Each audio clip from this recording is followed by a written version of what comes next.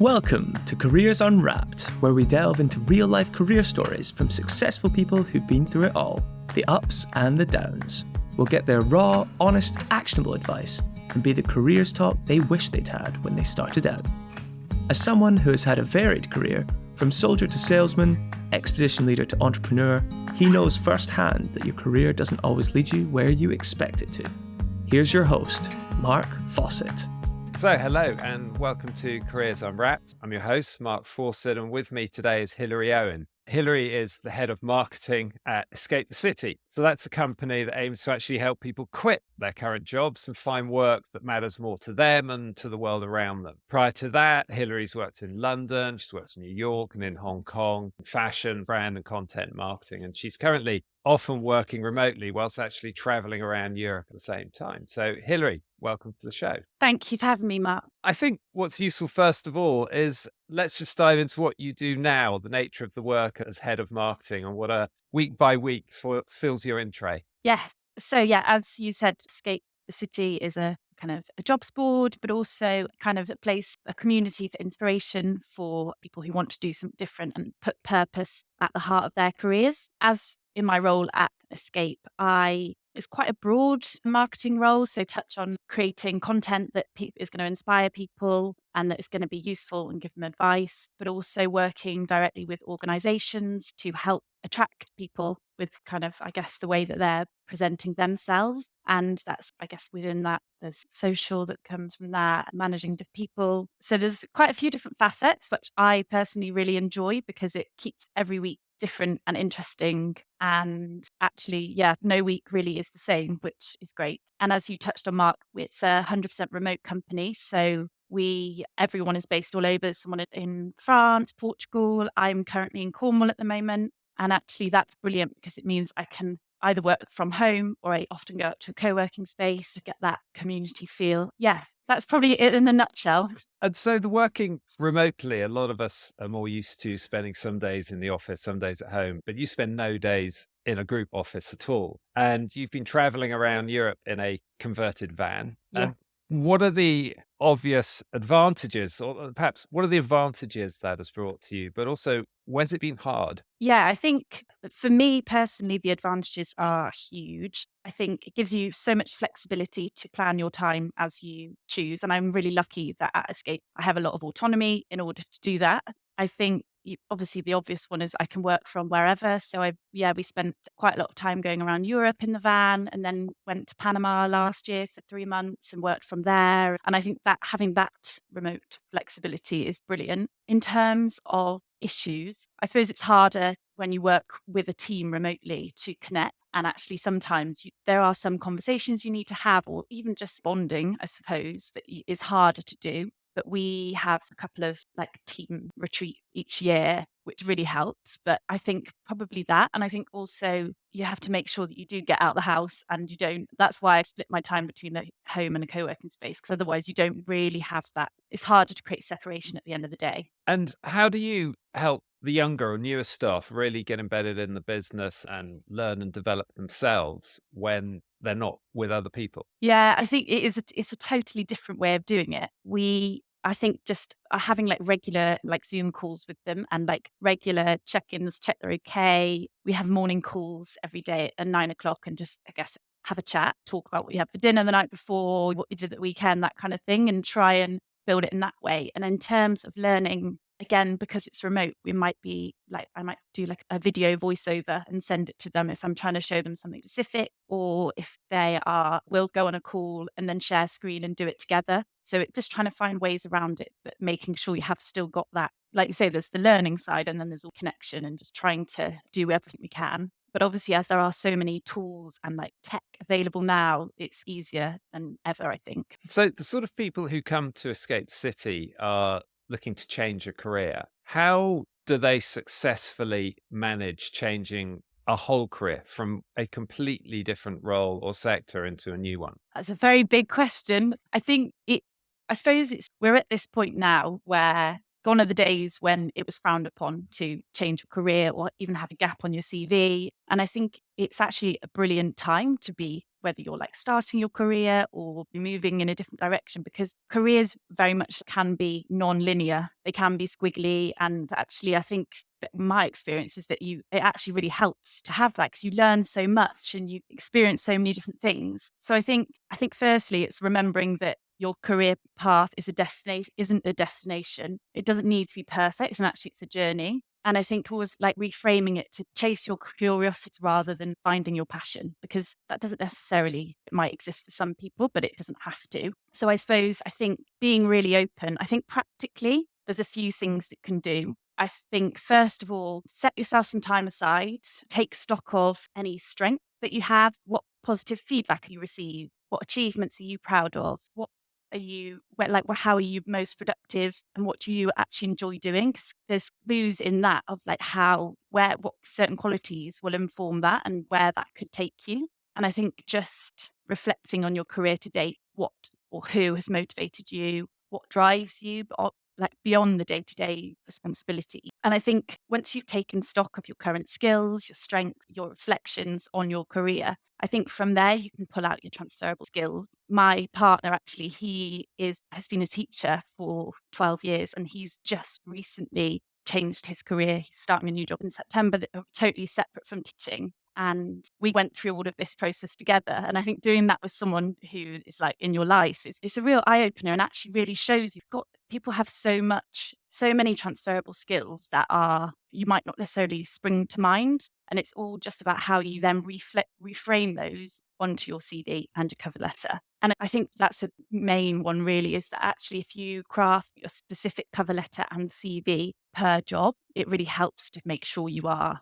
tailoring it as much as you possibly can. So if somebody comes to you and just says, I'm stuck in a rut, I don't enjoy the path I've taken so far, I need a change. Yeah. How do you help them if they don't know yet what the change is that they want? They just know they want out. I think it's that reflection piece that you have to do at the start. And I think it's almost like whether it's like allowing yourself a day or a weekend or whatever it might be, and just reflecting on what it is you actually enjoy, what like different parts of a previous job or things that might be in your personal life. And I think it's really doing that, having a real open slate. Almost, I imagine it having a huge piece of paper and just writing all of those things down, and almost like stepping away from a computer and just, I think, figuring out. And I think once you've done that, once you've got those, I think you can then start researching. You might, for example, like type into Google project. I enjoy managing projects. And then from that kind of come up with different job titles that might match that. Or say you're really doing stuff on computers, you can then go there, oh, maybe like coding or developing could work for me. And almost trying to match up the skills that you have, that you enjoy, with certain like job roles. And then from there, you can then think, okay, do I need to reskill? Is there something new I need to learn in order to get here? Or have I got that? And I think doing it in that way. And what sort of proportion of people who go through this process with you at the end do end up in a better place for them, a role that more suits them, a place that makes them happier? I think I don't have an exact number, but I think certainly we have a huge amount of people that have come to us and have said, actually, I found a new role, I changed my career through Escape City. And I think a good, I'm going to say 80%.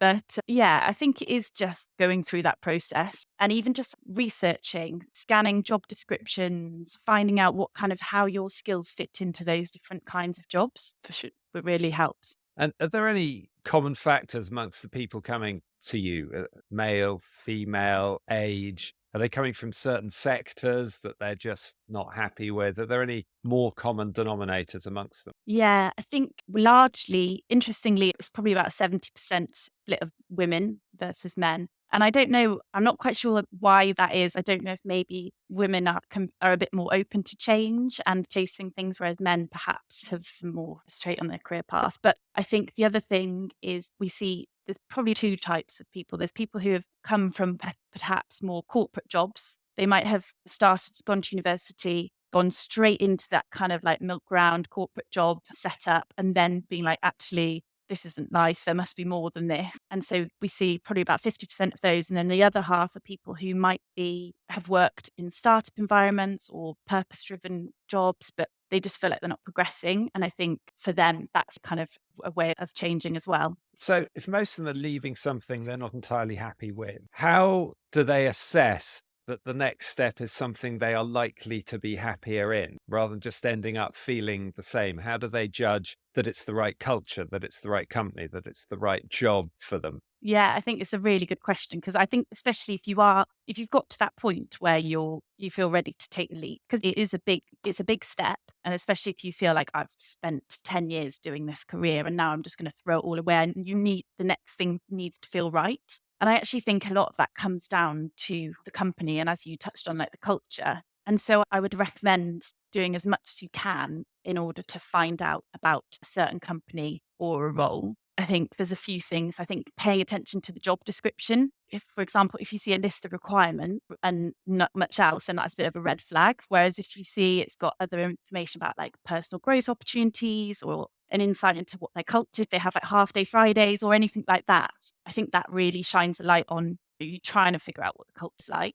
And I think also if you're interviewing with a company or you've been communicating with them, I think how they communicate with you is also, you can get a real good feel for that. Like, are they prompt with their emails? Are their emails friendly? Like that kind of thing. And then obviously there's the other things you can do to research a company, checking out their LinkedIn and team pages. If there's any information from like reviews or current employers, like for example, we've got those on Escape City, but also companies like Glassdoor, you can get a feel. And I think it comes back to that reflection point of asking yourself, does this company fit with my values? Does the purpose of the company motivate and inspire you? And also asking yourself, like, why do you really want to work there? If it's the money, or if it's because you just really can't stand your current job, then maybe you need to just take a step back and just check that you're doing it for the right reasons. Yeah, I mean that's one area I was wondering about, because a lot of people, of course, you're going through a job over a number of years and there are going to be highs and lows during Hmm. those number of years. And if you're making the decision, say, let's say I want to leave an entire sector, which I am now well trained for, maybe that's in finance or something like that, you've got to get it right that it is what you should be doing is leaving the whole sector rather than just perhaps changing companies within that sector and building further on your skills. Do you ever advise people that maybe they are in the right sector, just in the wrong job and the wrong company? Yeah, I think it's really clear. You can tell the way someone like frames or talks about it, whether it's like their manager or the fact that they have these 3-hour long meetings every week or whatever. Certain things when you can tell that actually, whereas it's not actually about the work they're doing, it's more about the company and maybe issues within that. Yeah, and so much of this can come down to an individual manager, Mm. regardless of the sector or business that you're in. Do you give advice, or have you, from your own experience, got advice you can reflect on about what to do when you're underneath one manager who is a blocker or who is just wrong for you? Yeah, it's a really good question. I think the main thing is communication with that. And obviously, you might not be able to communicate with that manager, but if there's someone else that you speak to within the company and almost just come and, I guess, like present what the issues are and hopefully they can help you find a solution, because it is a really difficult thing. And actually, like being a good manager it's not easy. And I feel like there needs to be more emphasis on that for people of maybe when they start as a new, or maybe they become a new manager, like what there's certain things that they can do to make sure they're doing it well and fairly. Now, you've got at Escape City, you've got on the website a list of 100 companies that you've ranked and assessed for being great places to work. And a lot of them seem to be small or medium-sized businesses. Is it possible to a big corporate organization yet still meet the standards and criteria that you're really looking for? I think it is possible, but it is a lot harder because if you are a smaller company, say you've got 50 people working for you, it's a lot easier to implement certain policies. Whereas the minute you get trying to do that on scale, and you've obviously got more people who not everyone needs the same thing and fits in different ways. So I think it definitely is possible. I'm just trying to think of a good example. Can't think of any off the top of my head, but there are some big ones. Maybe delete this bit. Because I was going to come on to that piece about what people might call non-linear careers. So Yeah. where you're either bouncing around a bit or you're working in a way or a format that is less traditional. And it seems that non-linear careers can fit quite well with some industries, But do you think it's a concept that only suits a few industries or can work equally well across all sectors? I think, and it's something I often have to check myself and remember, because obviously not all jobs suit that kind of career. Teaching, doctors, there's certain jobs where you can't have that kind of non-linear. But equally, I think, say if you've been a doctor for 5 years and you do feel like you really want to make a change, it is definitely possible, but you might just have to potentially retrain. I think that's the other thing. If you're going the other way, there's potential where you might need to retrain in order to get there. But it definitely does suit certain type, I think. Yeah, I think the sort of reflection and advice you're describing is critically important for people. In my own career, I've bounced from university to being a soldier in the army for a while, to running expeditions to jungles and mountains, then to running a tech business, to setting up what I do now. And all of them are bouncing around. And I think that the reflection I did between them was probably subconscious more than what you're describing, which is to take time out to properly write down what you enjoy, what you don't enjoy, the skills you think you've got, the skills you want to develop. And obviously that can be critical for people at many stages, not just when they're starting their career, but also at the various steps during it. And just, I think, therefore, looking at your own career, because it's great talking around the work you do at the moment and how that's helping other people's careers. But if you take yourself right back to school, to university, what did you want to be? Do you remember what you wanted to be at that age? Yes, I actually remember when I was at school, I wanted to be a doctor, but I remember my science teacher telling me that was quite unlikely. And actually now I choose it 100% because I don't think it would have been right for me. But when I left school, I did an art foundation course. My mum's really creative. I've always had that within me. And I then went on to university to do knitwear design for fashion. So obviously something completely different to where I am now. And I then did 4 years at university in Brighton doing that. And then when I graduated, I went into a knitwear design role in New York. And I think at that point, I was really set in my mind that any job I did in the future needed to match the degree I'd done. And I think maybe that's a kind of more traditional thought process. Like my dad, he had a corporate job. My mum was freelance and doing lots of things. And I think actually now looking back, I think those two quite different things colliding probably has influenced how my career has turned out. And I think once I came back from New York, I was like, I need to have another knitwear design job. It was like a real bugbear for me. And actually, by the time when I did eventually move into a marketing role, I was almost like something I had to get over and make peace with the fact that it was like I hadn't failed just because I hadn't done that career path. And now, as I say, I've learned so much about all of that it's funny how things turn out, I think. One of the things I love when we're unwrapping somebody's career is coming across jobs or roles that they did that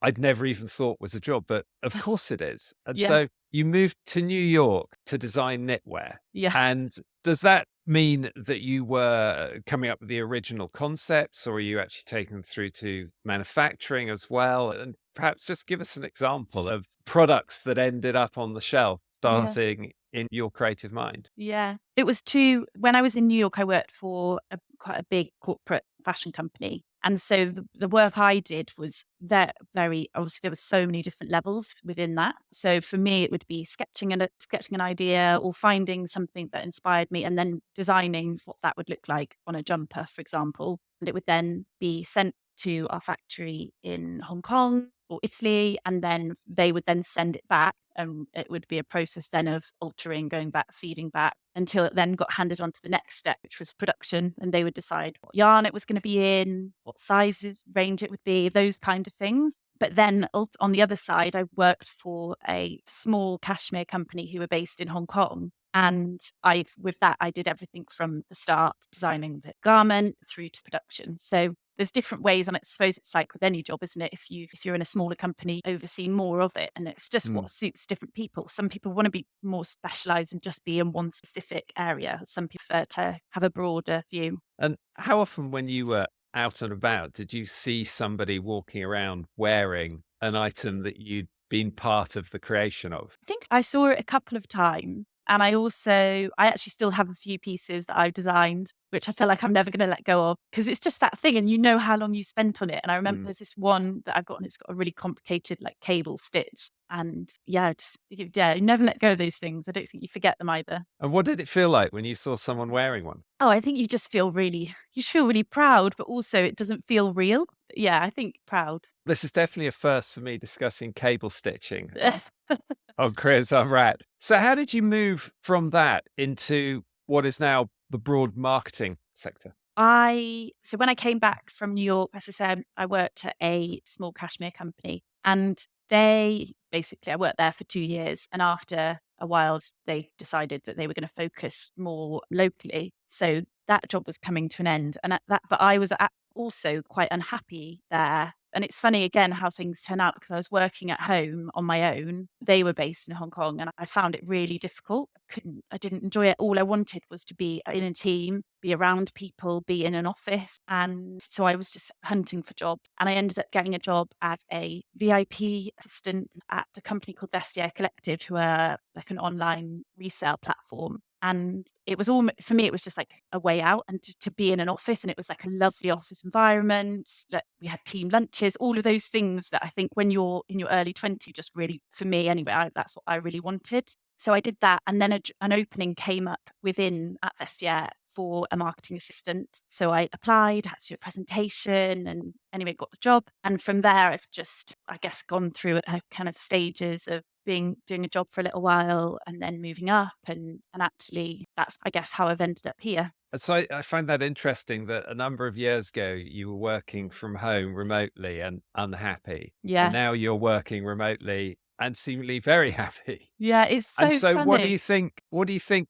has caused that change for you personally from over the years, that environment then to this environment now, but a very different perception of what you want out of your working life? I think it probably maybe a little bit of the fact that I was in my early 20s, and that was what I wanted. And just come out of university, I wanted a job in an office. I think personally, I think maybe as well I'm a bit more, let's say, at peace, but I'm a bit more feel good about in my own skin compared to then. I think maybe I was not feeling as confident, and being around people gives you that like reassurance. Whereas I think I was just a bit like, am I doing it right? Am I doing it? And actually I feel really lonely, and then it feels a bit sad. Whereas now I think potentially because I feel a bit more self-assured now. And that journey that you've been on, but I think a lot of people go on from less confidence to more confidence, from needing reassurance to feeling quite assured. If you could speak through the magic of time travel back to yourself in your early 20s, what advice do you think, with your experience now, you'd pass on? I think the advice that actually, like, it's okay to not know the answers, and it's okay to be learning, and you don't need to. I think I always felt like I needed to be able to do it. And actually, sometimes you don't need to be able to do it. And you go through these phases of being less confident, learning, and then feeling more self-assured. It's a process. And actually, there isn't an end goal. It's all you're learning along the way. It's just a journey. And I think approaching that with reflection, approaching situations with a positive mindset, I think really helps. I think just being really open to learning and developing, and knowing that even if something bad does happen, it's not the end of the world. It'll be okay. And if one of the barriers you face along the way is your own confidence levels, what other barriers or hurdles have you had to overcome in the course of your career journey? I think the fact that I didn't do my degree in marketing, I did my degree in something completely different. I think that as a barrier, kind of from a personal level, it felt like a barrier to me, because I was like, am I qualified for this? Do I know what I'm doing? It felt a bit like sometimes I was second guessing. And I remember one time in particular, I took on this huge project, and it was just too much for me at that point in my career. And actually, I think looking back on it, I think I would have been better off asking for support and saying, too much for me. And there were certain things that didn't necessarily work out the way I wanted them to. And I think if I'd just been a bit more open about needing a bit of support, I think that would have helped. And I think in a way, having that happen probably set me back a little bit, because then I then felt even worse, like in terms of my confidence and ability to do the job. That was one time that I really remember. And Perhaps, Cam, what was the project, or more importantly, what were the things that you felt it was too big for you? Was it the scale of the project, or your own skills and experience, or a team around you? I think it was the scale of the project. We were launching our first ever pop-up in a department store in London. And it was just, I don't think I realized the scale of the project. And I think I was between managers at the time. So a new manager came in halfway through. And I think that probably didn't help, because then you will feel like you need to show yourself in the best light. You've got a new manager. And so that probably didn't help within it. And did you have the chance after that to pause and reflect, or is it more hindsight now that is I, making you think about that? I think it's hindsight now, for sure. I think definitely at the time, I think I knew it because I didn't feel necessarily good about it. And it all worked out and it's fine in the end, but it just probably could have gone a lot smoother. And we don't have to focus always just on the barriers, problems. Yes. What about the real high points of the role you do now? So, in the broad area of marketing and the roles you've done through this, what are the bits that you look back on already and think, I loved that? I think in my role now, I think as you touched on it, the Escape 100 list, which is the top organizations to escape to.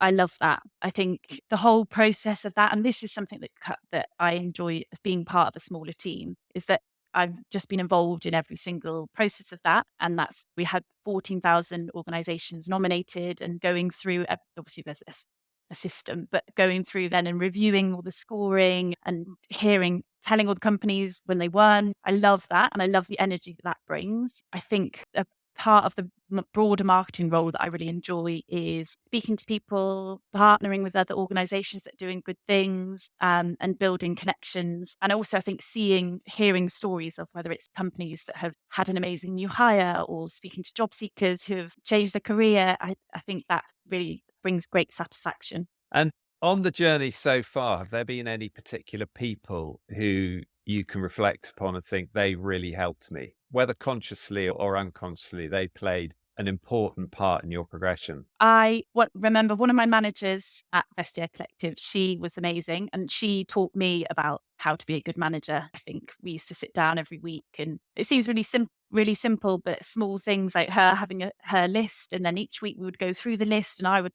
just small things that make a difference. I think in terms of feeling inspired, I recently ran a webinar with a lady called Sim, who was an Octopus money coach. And we talked all about gender equality in the workplace. And I found her really inspiring, just a fountain of knowledge, and just, it has so much great. I could have chatted to her all day. So, yeah. And one of our Career Starter listeners has submitted a question, which is that what's been the most beneficial career tip you've been given during your time in the industry?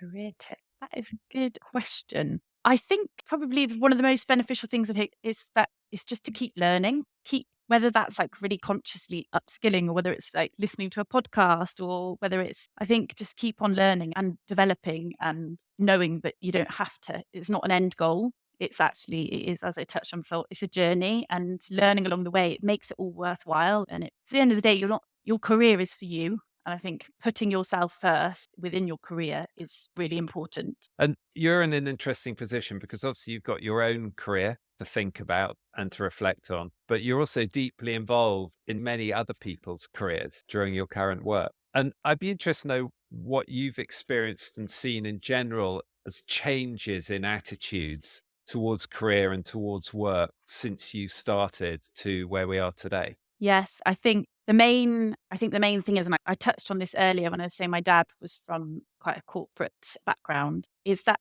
the main thing is people used to stay in their job from 20 until 65 when they retired, and they likely stay at the same company for 25 years and then maybe move. And I think, and it's very much the 9 to 5 in office culture. So I think there's two things there. I think it's the fact that your nowadays careers, even if you do stay in the same industry, you might be much more likely to change to a different company. It's okay to move somewhere after 2 years, say. I think so. There's that side of things. And I think the main thing really is the change in approach to flexibility and remote work. I think even companies where you don't work remotely, a lot of them now allow you to work one day from home or that kind of thing. So I think that's been a huge shift. And certainly when Escape City started 13 years ago, that with the two co-founders, they were both in corporate jobs. They wanted to do something different.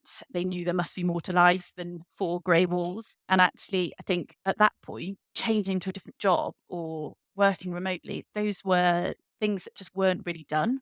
Quite a fringe idea. And so I think seeing how now it is just so much more the norm is brilliant, because it means that people can work in ways that work for them and it not have to hinder their life. You can almost, things can fit together a lot better. Yeah, I think that's something I see so much of as well around there, is that it's not so much about a sector that you work in that is good or bad. And people might say, I could never be a this or I could never be a that. It's more about the culture of the organization and the immediate people you work around, so that you can be in one sector and thoroughly enjoying yourself, and someone else can be in exactly the same sector in a different job and miserable just because of the environment they're in. Yeah, absolutely. I think there's so much more emphasis now on culture and putting people first, and knowing that they might need help with their well-being, knowing that things aren't always, that they're different for everybody, is so much more of an emphasis on that now these days. And so if some of the changes you've seen over your career have been changes in the speed at which people might move between different jobs, but also the flexibility that's on offer,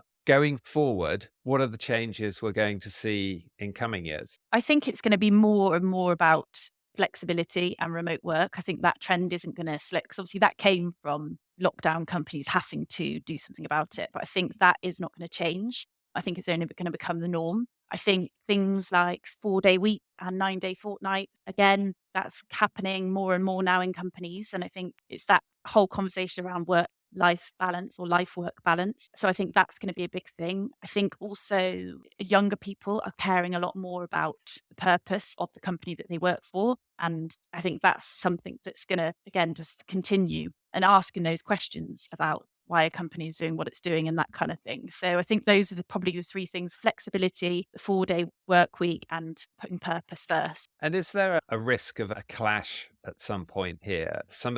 One thinks of some of the larger tech businesses in California, for example, who embraced everybody working from home, but are now saying, nope, everybody come back to the office. Yeah. Where are we going to end up between that balance between what individuals want and, in some cases, what businesses believe is best for the business? It's a really difficult one. And I think companies are going to have to, when they do say, actually, this isn't working for our company, I think they need to be transparent with the people that work there and say, this isn't working for this reason. And almost like they're going to have to compromise a lot more than I think previously companies would just be like, this is how we're doing it. But I think we're at a point now where that's not going to work. It's not enough, because there is so much more awareness now on how people working in ways that work for them. So in other words, perhaps enough people have now been made sufficiently empowered and aware that there are different ways of doing things, and use that weight to influence the business and sectors they work in. I would have thought so, yes, in a nutshell. Interesting. I feel we've covered so much in such a short period of time, because we haven't just delved into and unwrapped your career. We've actually explored the whole area of people changing entire careers, entire sectors, because of a want for something different. So it's been really interesting to dive into that. And I think one of the things I must ask also, which we ask of everybody towards the end of these conversations, we want to keep passing this baton of careers insight and advice along. And is there somebody else who you think we should try to get on here, because they could offer us a lot from their own career journey? I think, as I mentioned her earlier, Sim Riordan, she has had a really varied career, coming from a corporate background and then moving into various different, more purpose-driven organizations. And she's fascinating, and I think she'd be a really great one to chat to. Great. Thank you. And just a final question from me, really, in terms of perhaps trying to bottle up and pass on a bit of advice to people who aren't working in marketing at the moment, but like you have successfully done, are thinking, I want to move from where I'm working into working in marketing. What advice would you give to them? I think my advice would be is to speak to other people who maybe currently work in marketing, and get a feel from them of what skills they might need to develop. Or say if they're already really into social media, maybe that could be an avenue of marketing that they might go into. So I think speaking to people just hugely helps. I think researching what might be needed, and then going through that process that I talked about earlier of reflection and pulling out your transferable skills. Great. Thank you, Hilary. It's been wonderful having you on Careers Unwrapped. Thank you very much for joining us and for telling us all about your career journey so far. Thanks. Thank you so much for having me, Mark. This podcast is sponsored by We Are Futures. To find out more about We Are Futures and how we can introduce your brand, business, or organisation to the mass markets of tomorrow, visit www.wearefutures.com. Make sure to search for Careers Unwrapped in Apple Podcasts, Spotify, Google Podcasts, or anywhere else podcasts are found. Remember to click subscribe so you don't miss out on any future episodes. On behalf of the team here at We Are Futures, thanks for listening.